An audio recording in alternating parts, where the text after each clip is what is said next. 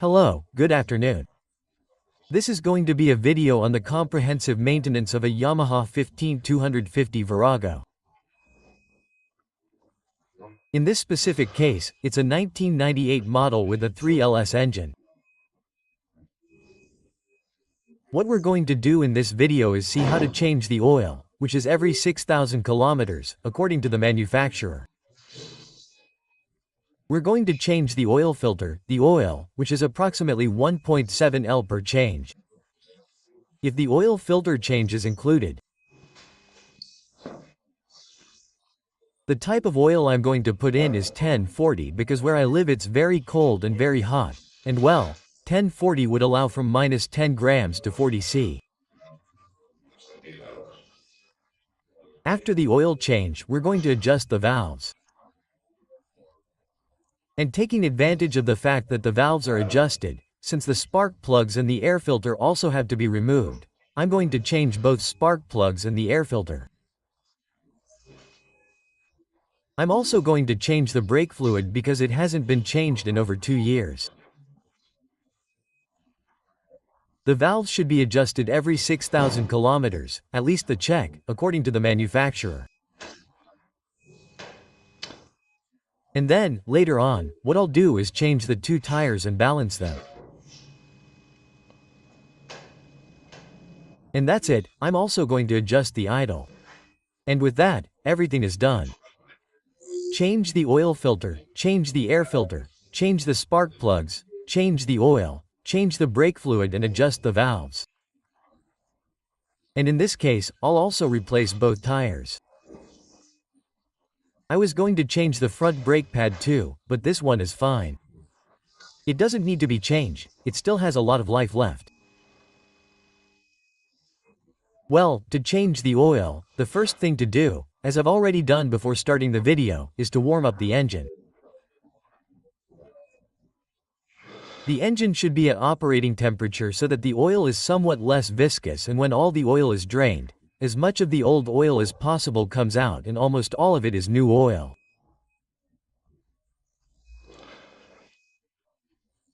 To change the oil, the first thing we have to do is remove the oil filler cap that is on this right side. This is it.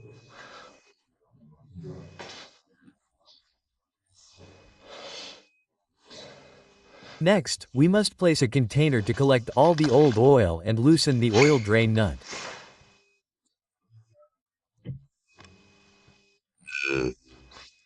We will see that now. As we said, the first thing is to remove the oil filler cap that is on the right side of the crankcase.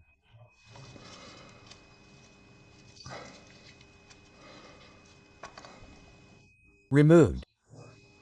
There we have it. And the next thing is to completely remove the screw, which is this one here. It is just below the start of the gear lever. It is on the left side, below the crankcase. You need a 17mm wrench. And what we have to do is remove it completely so that the oil comes out. Let's do it.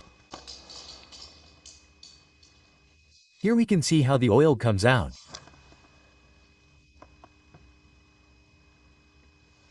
Which by the way comes out quite black. And wait for the oil to drain completely. The next thing we need to do is remove the oil filter that is on the right side.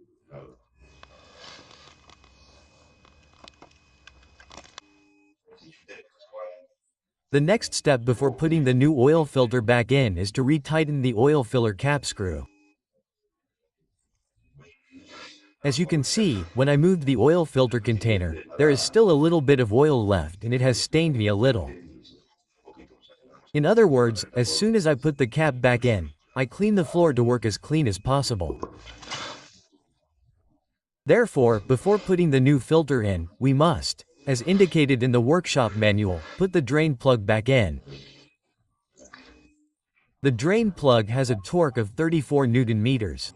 Here I have the torque wrench ready, exactly at 34 Newton meters, and it is very important to respect the tightening torques indicated by the manufacturer. Well, then, it is placed and tightened with the torque wrench to 34 Newton meters. Okay, in case any of you have never used a torque wrench, you need to set the 34 new oil here on the scale, and when we say click click, that's when we stop tightening. Oh, he hadn't tightened it properly. It's a bit complicated with one hand, but come on, you can hear it. There it is, 34 new oil. We have now fitted the oil filter and its cover. The only last thing left to finish changing the oil is to fill the engine with new oil, approximately between 1.4 and 1.6. The workshop manual says that this is what it usually needs. The best way to check it is here on the viewfinder where the oil level should be. Now we'll see it between the two lines. The oil I'm going to put in is 1040, as I said, due to the characteristics of the place where I live. It's very important that the oil is for motorcycles, for 4-stroke motorcycles. Why? Because the clutch is also lubricated with the same oil as the engine.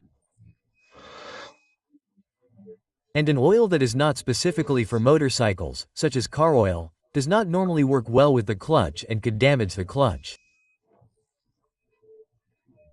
Therefore, it is important to make sure that it is a suitable oil and that it is for motorcycles, okay? Other 4-stroke oils so that the clutch lubrication is adequate. Well, here I have the oil. In this case it is a Repsol, as I said. And that's it, let's proceed to fill it. Well, the oil is now filled. In my case, I left it just right. I went a little bit over, I left it just at the limit of the upper knee. The last time I filled it like this, it was a little in the middle. I put in a little bit more and now I went over. But anyway, it is right at the upper limit, that is, at the limit of the upper line, I would count it correctly. It should never go over the upper line because then we could have problems with stagnations and such.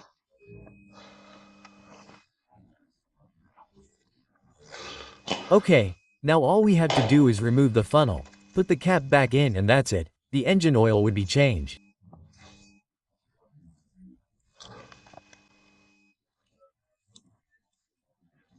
To finish off with the topic of changing the engine oil and the oil filter, the manufacturer recommends changing the oil every 6,000 kilometers and changing the oil filter every 12,000 kilometers, that is, every 2 oil changes. In principle, given the price of the oil filter, around €4 to €5, I think I'm going to always change the oil filter and oil, since I'm safer, I don't take any risks, and for that money and how short it takes to change it, I don't think the savings are worth it.